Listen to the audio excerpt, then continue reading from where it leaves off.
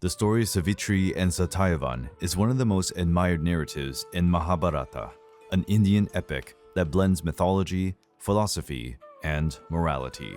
This is a story of love, marital devotion, and resolve that draws attention to virtue and courage. The daughter of King Ashwapati, Savitri was known for her beauty, intellect, and virtue.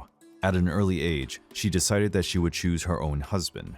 While traveling through the kingdom, Savitri met Satyavan, a son of a blind monarch called Dyumatsena from the kingdom of Shalva. Dyumatsena had been ousted from his kingdom by an enemy and lived in exile as a forest dweller with his wife and son. Although Satyavan was poor and his life was plagued by difficulties, Savitri fell in love with him, marveling at his kindness and character. When Savitri told the sage Narada about her choice, she unveiled an alarming truth. Satyavan was bound to die within a year. Nevertheless, Savitri remained steadfast in his decision, saying that his heart had been chosen and that she would confront fate alongside Satyavan. Savitri married Satyavan and moved in with him in the forest.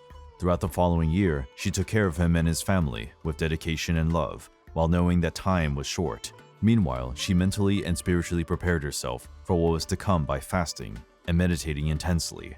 On the scheduled day, Satyavan collapsed while cutting wood in the forest. Savitri was with her husband until the last moment. When the god of death, Yama, appeared to take Satyavan's soul, Savitri followed him, unwilling to turn away.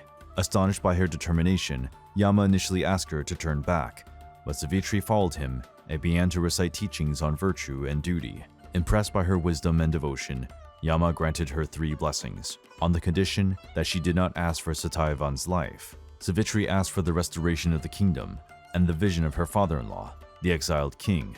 She then pleaded for a guarantee that she would have many virtuous descendants. She finally asked for the happiness and well-being of her family. When Yama bestowed the 3rd blessing, he accidentally had to give Satyavan back his life, as Savitri could only have children with him alive. Impressed by Savitri's intelligence and virtue, Yama handed back Satyavan's soul and blessed the couple with a long and happy life.